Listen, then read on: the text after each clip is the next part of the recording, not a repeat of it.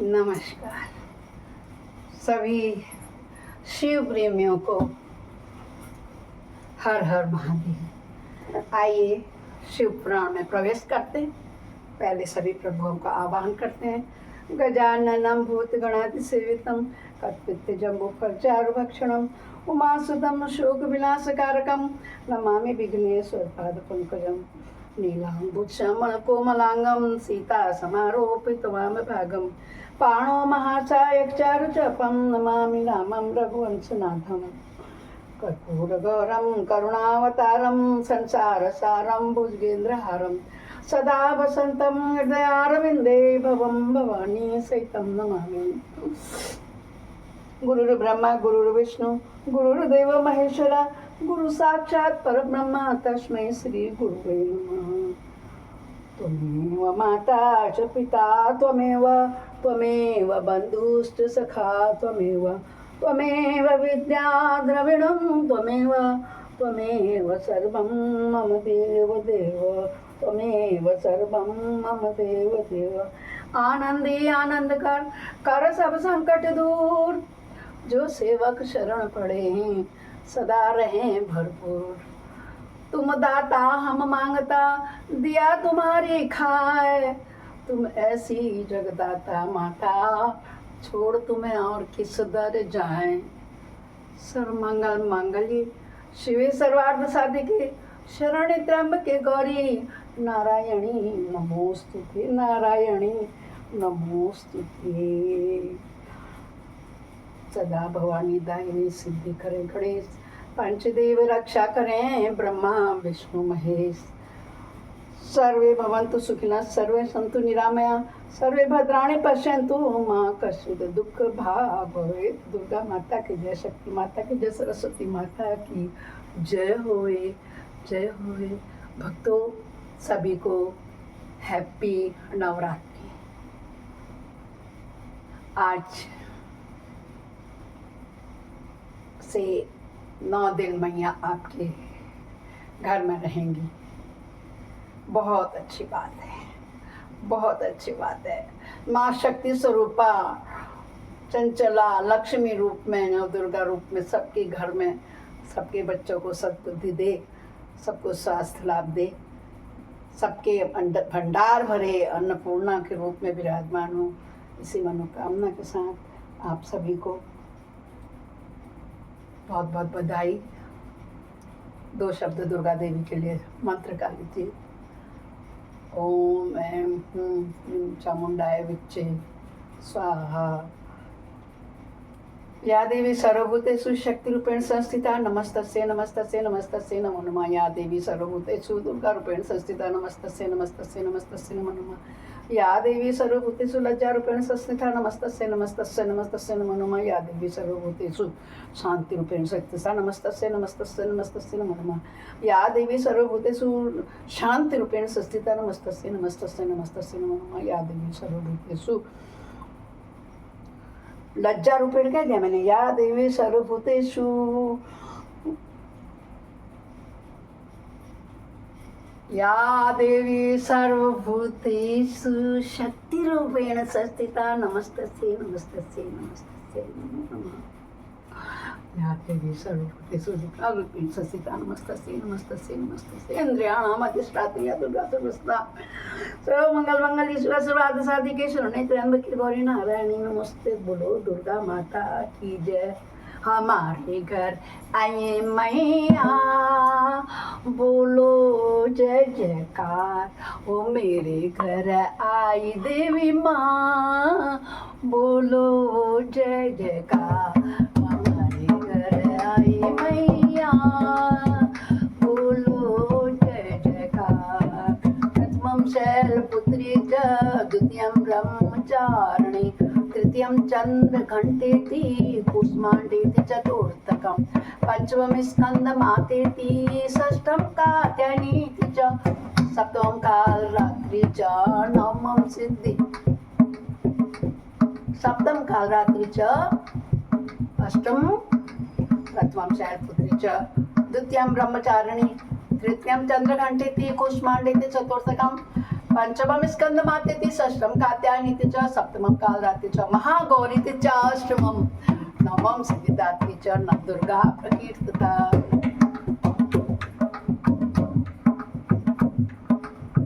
मैया को सिंदूरा लगाओ कि मैया मेरी आई गई, तुम मैया को बिंदिया लगाओ कि शेरा वाली आई गई। माँ को तुम कुंडल पहनाओ कि मैया मेरी आई गई। मैया को हार चढ़ाओ कि मैया मेरी आई गई।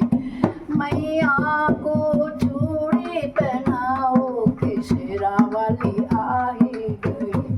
जगदम्बे को लहंगा पहनाओ कि लाटा वाली आई गई। माँ को तुम चुनरी ओढ़ाओ शेरा वाली आई गई। माता को घुंघरू पहनाओ, माँ को मेरी पायल पहनाओ। महावर लगाओ कि शेरा वाली आए रही, कि जूता वाली आए रही, कि मेहरा वाली आए रही। बोलो जगदम्बा मैया की जय। देखिए फिर से एक नया गाना भजन बन गया, पता ही नहीं लगता ये माँ सरस्वती किस रूप में विराजमान हो। इसीलिए मैं कहती हूँ कि प्रतिदिन का सुमिरन करो। सिर्फ 9 दिन ही नहीं, गणेश उत्सव में ही गणेश जी ने हर काम से पहले जय जय गणेश की। बोलो शेरावाली मैया की जय। आज सोमवार है, शिव का भी तो भजन करेंगे। उसके बाद आइए, तब तक पहले हम लोग तृतीय खंड के पार्वती खंड में 7वें अध्याय में प्रवेश करें। उसके बाद शिव नाम का संकीर्तन करेंगे। आप लोगों का साथ चाहिए। आज तो व्रत है, वैसे भी संकीर्तन घर बाहर मंदिर में सभी जगह चलेगा। जहाँ जहाँ माता रानी के भंडारे खुलते हैं, सबके मन के अंदर जितने सारे भजन होते हैं ना, सब खुलते हैं। आज मैं आपको 2 अध्याय सुनाने जा रही हूँ। पहले तो पार्वती का नामकरण होगा और विद्याध्ययन होगा। नारद का हिमवान के यहाँ जाना होगा। पार्वती का हाथ देख करके भावी फल बताना होगा। चिंतित हुए हिमवान को आश्वासन दे पार्वती का विवाह शिव जी के साथ करने को कहना और उनके संदेह का निवारण करना होगा। आप लोग बड़े प्यार से, व्रत है आप लोगों का, बहुत सुंदर से भक्ति और भाव से सुनिए, क्योंकि शिव ही करेंगे बेड़ा पार, उदासी मन काहे को डरे। ब्रह्मा जी कहते हैं, हे नारद, मैना के सामने महातेजस्वी कन्या होकर लौकिक गति का आश्रय ले वह रोने लगी। उसका मनोहर रुदन सुनकर घर की सब स्त्रियां हर्ष से खिल उठी और बड़े वेग से प्रसन्नता पूर्वक वहां पहुंची। नील कमल के दल के समान श्याम कांति वाली उस परम तेजस्वनी और मनोरम कन्या को देखकर गिरिराज हिमालय अतिशय आनंद में निमग्न हो गए। तदंतर सुंदर मुहूर्त में मुनियों के साथ हिमवान ने अपनी पुत्री के काली आदि सुखदायक नाम रखे। देवी शिवा गिरिराज के भवन में दिनों दिन बढ़ने लगी और ठीक उसी तरह जैसे वर्षों के समय में गंगा जी की जलराशि और शरद ऋतु की शुक्ल पक्ष में चांदनी बढ़ती है। सुशीलता आदि गुणों से संयुक्त तथा बंधुजनों की प्यारी उस कन्या को कुटुंब के लोग अपने कुल के अनुरूप पार्वती नाम से पुकारने लगे। माता ने कालिका को उमा हरि तपस्या मत कर कहकर तप करने से रोका था, है ना। मुने इससे वह सुंदर मुख वाली गिरिराज मंदनी आगे चलकर लोक में उमा के नाम से विख्यात हुई। नारद तदंतर जब विद्या के उपदेश का समय आया, तब शिवा देवी अपने चित्त को एकाग्र करके बड़ी प्रसन्नता के साथ श्रेष्ठ गुरु से विद्या पढ़ने चली गई। पूर्व जन्म की सारी विद्याएं उन्हें इस तरह प्राप्त हुई जैसे शरद काल में हंसों की पंक्ति जैसे चले आते, वैसे ही उनको अपने आप ही स्वतः ही पूर्व जन्म की विद्या प्राप्त हो गई। किनको? माता पार्वती जी को। स्वगंगा के तट पर पहुंच करके और रात्रि में अपना प्रकाश स्वतः महाऔषधियों को प्राप्त हो जाता था। मुने, इस प्रकार मैंने शिवा की किसी एक लीला का वर्णन किया है, अन्य कई लीलाओं का वर्णन करूंगा। सुनो, एक समय की बात है, तुम भगवान शिव की प्रेरणा से प्रसन्नता पूर्वक हिमाचल के घर गए। मुने, तुम शिव तत्व के ज्ञाता और उनकी लीला के जानकारों में श्रेष्ठ हो। नारद गिरिराज हिमालय ने तुम्हें घर पर आया देखकर प्रणाम करके तुम्हारी पूजा की और अपने पुत्री को बुलाकर उसके तुम्हारे चरणों में प्रणाम करवाया। मुनीश्वर फिर स्वयं ही तुम्हें नमस्कार करके हिमाचल ने अपने सौभाग्य की सराहना की और अत्यंत मस्तक झुका हाथ जोड़कर तुमसे कहा, हिमालय बोले, है ना, पार्वती जी के पिता क्या बोले, हे मुने नारद, ब्रह्मपुत्रों में श्रेष्ठ ज्ञानवान प्रभु, आप सर्वज्ञ हैं और कृपा पूर्वक दूसरों के उपकार में लगे रहते हैं। मेरी पुत्री की जन्म कुंडली जो गुण दोषों से बताइए। मेरी बेटी किसकी सौभाग्यशाली प्रिय पत्नी होगी, ये बताइए। ब्रह्मा जी बता रहे कि हम तुमसे कहने लगे हिमवान जी।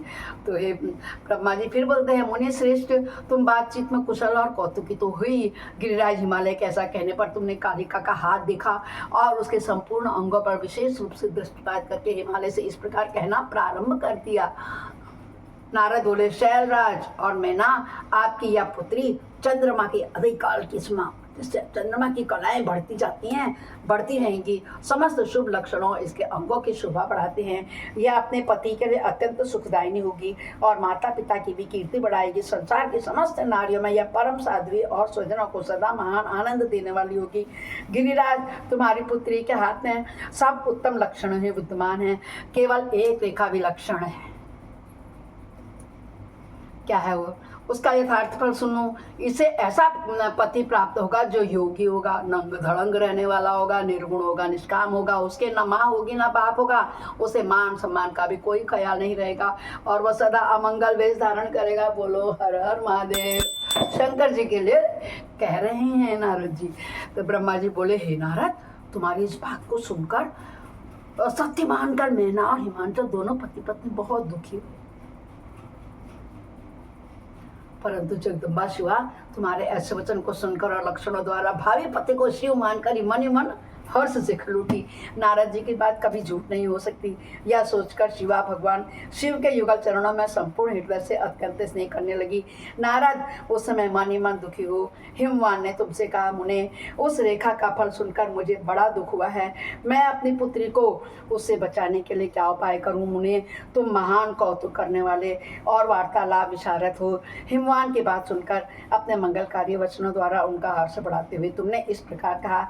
नारद बोले, गिरिराज, तुम स्नेह पूर्वक सुनो, मेरी बात सच्ची है, वह झूठ नहीं होगी। हाथ की रेखा ब्रह्मा जी की लिपि है, निश्चय मिथ्या नहीं हो सकती। अतः शैल प्रवर उस कन्या को वैसा ही पति मिलेगा, इसमें संशय नहीं है। परंतु इस रेखा के कुफल से बचने के लिए तुम्हें एक उपाय भी है, उसको प्रेम पूर्वक सुनो, मैं तुम्हें बताता हूँ।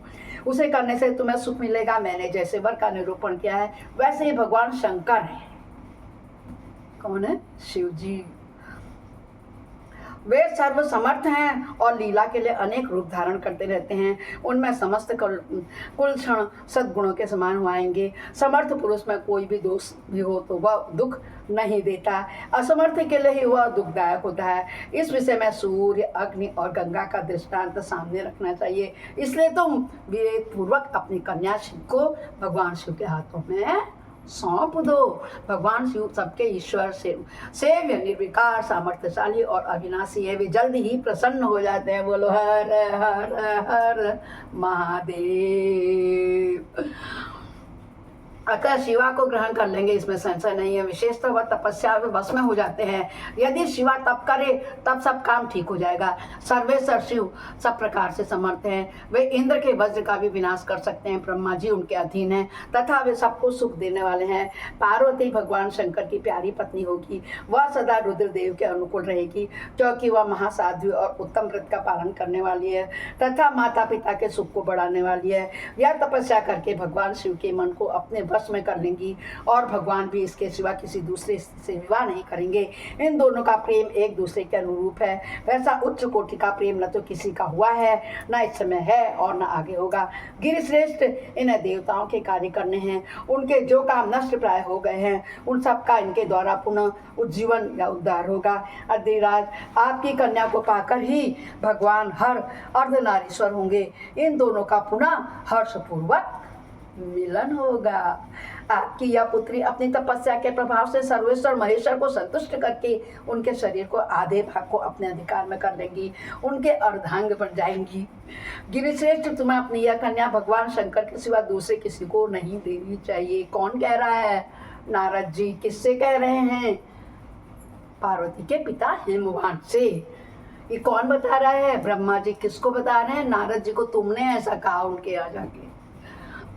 गिरिश्रेष्ठ, तुम्हें अपनी यह कन्या भगवान शंकर के सिवा दूसरे किसी को नहीं देनी चाहिए। यह देवताओं का गुप्त रहस्य इसे कभी प्रकाशित नहीं करना चाहिए। हिमालय ने कहा, ज्ञानी मुने नारद, मैं आपको एक बात बता रहा हूँ, उसे प्रेम पूर्वक सुने और आनंद का अनुभव कीजिए। सुना जाता है महादेव जी सब प्रकार की आसक्तियों का त्याग करके अपने मन को संयम में रखते हुए नित्य तपस्या करते हैं। देवताओं को भी दृष्टि में नहीं आते। देवर्षि ध्यान मार्ग में स्थित हुए भगवान शंभु परम ब्रह्म में लगे हुए अपने मन को कैसे हटाएंगे? ध्यान छोड़कर विवाह करने के लिए कैसे उद्यत होंगे? इस विषय में मुझे महान संदेह है। दीपक की लौ के समान प्रकाशमान अविनाशी प्रकृति से परे निर्विकार निर्गुण सगुण निर्विशेष और निरी जो परब्रह्म है वही उनका सदाशिव नामक स्वरूप है। अतः वे उसी को सर्वत्र साक्षात्कार करते हैं, किसी बाह्य अनात्म वस्तु पर दृष्टि डालते ही नहीं है। तो कैसे शादी करेंगे? है ना? तो पूछते अपने मन के शंका को हिमवान जी, हे मुने, यहाँ आए हुए किन्नरों के मुख से उनके विषय में नित्य ऐसी बातें सुनी जाती है। क्या यह बात मिथ्या ही है? विशेषतः यह बात भी सुनने में आती है कि भगवान हर ने पूर्व काल में सती के समक्ष एक प्रतिज्ञा की थी कि उन्होंने कहा था कि दक्ष कुमारी प्यारी सती, मैं तुम्हारे सिवा किसी दूसरी स्त्री का अपने पत्नी बनने का ये नहीं करूँगा वरण, ये ग्रहण भी नहीं करूंगा। यह मैं तुमसे सत्य कहता हूँ। इस प्रकार सती के साथ उन्होंने पहले ही प्रतिज्ञा कर लिया है। अब सती के मर जाने से वे दूसरी किसी स्त्री को कैसे ग्रहण करेंगे? बताओ। यह सुनकर नारद जी हंसे और बोले, मुस्कुराए, महामते गिरिराज, इस विषय में तुम्हें चिंता नहीं करनी चाहिए। तुम्हारी यह पुत्री काली ही पूर्व काल में दक्ष कन्या सती थी। उस समय इसी का सदा सर्व मंगलदायी सती नाम था। वे सती दक्ष कन्या होकर रुद्र की प्यारी पत्नी हुई थी। उन्होंने पिता के यज्ञ में अनादर पाकर तथा भगवान शंकर का भी अपमान हुआ देख क्रोधपूर्वक अपने शरीर को त्याग दिया था। वे ही सती फिर तुम्हारे घर में उत्पन्न हुई हैं। तुम्हारी पुत्री साक्षात जगदम्बा शिवा है। यह पार्वती भगवान हर की पत्नी होगी, इसमें संशय नहीं है। नारद, ये सब बातें तुमने हिमवान को विस्तार पूर्वक बताई हैं। पार्वती का वह पूर्व रूप और चरित्र प्रीति को बढ़ाने वाला है। काली के उस संपूर्ण पूर्व वृत्तांत को तुम्हारे मुख से सुनकर हिमवान अपनी पत्नी और पुत्र के साथ तत्काल संदेह रहित हो गए। इस तरह तुम्हारे मुख से अपने उस पूर्व कथा को सुनकर काली ने लज्जा के मारे मस्तक को झुका लिया और उसके मुख पर मंद मंद मुस्कान की प्रभा फैल गई। गिरिराज हिमालय पार्वती के उस चरित्र को सुनकर उसके माथे पर हाथ फेरने लगे और मस्तक सुनकर उसे अपने आसपास ही बैठा दिया। नारद, इसके पश्चात तुम उसी क्षण प्रसन्नता पूर्वक स्वर्गलोक को चले गए और गिरिराज हिमवान भी मने मन मनोहर आनंद से युक्त हो अपने सर्व संपत्तिशाली भवन में प्रविष्ट हो गए। श्री शिवपुराण रुद्र संहिता ही तृतीय खंडे पार्वती खंड का अध्याय 7वां और 8वां संपूर्ण हुआ। कथा को विश्राम देते हैं, अपने वाणी को विराम देते हैं। कोई भी त्रुटि हो तो उसके लिए माफ़ी चाहते हैं। आज शुक्रवार भी है, देवी मैया का वार भी है, नवरात्रि भी शुरू हो रही है। आइए शंकर का कुछ उच्चारण कर लिया जाए। बोलो नमः शिवाय, ओम नमः शिवाय, हर हर भोले नमः शिवाय, नमः शिवाय, ओम नमः शिवाय, हर हर भोले नमः शिवाय, नमः शिवाय, ओम नमः शिवाय, हर हर भोले नमः शिवाय, नमः शिवाय, ओम नमः शिवाय, हर हर भोले नमः शिवाय, नमः शिवाय, ओम नमः शिवाय, हर हर भोले नमः शिवाय, ओम नमः शिवाय, ओम नमः शिवाय, हर हर भोले नमः शिवाय, ओम नमः शिवाय, ओम नमः शिवाय,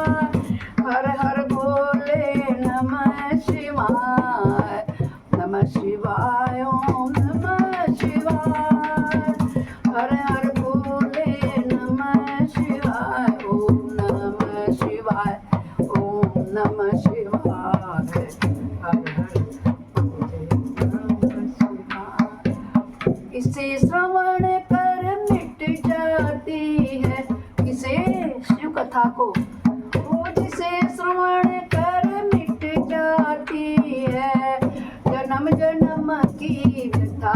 यही है शिव शंकर कथा, यही है भोले बाबा की कथा, यही शिव शंकर की कथा, यही है भोले बाबा की कथा। ओम नमः शिवाय, ओम नमः शिवाय, ओम नमः शिवाय, ओम नमः शिवाय, ओम नमः शिवाय, ओम नमः शिवाय, ओम नमः शिवाय, नमः शिवाय, ओम नमः शिवाय, ओम नमः शिवाय, नमः शिवाय, ओम नमः शिवाय। बोलो शंकर भगवान की जय। पाप हरने वाले, कष्ट हरने वाले, संकष्ट हरने वाले सभी देवी देवताओं की जय होवे। शिव शंकर भगवान की जय होवे।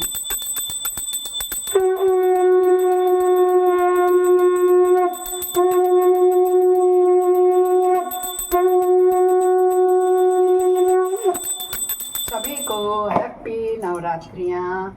खूब बढ़िया से खूब भजन कीर्तन गाइए, माता रानी के साक्षात दर्शन कीजिए।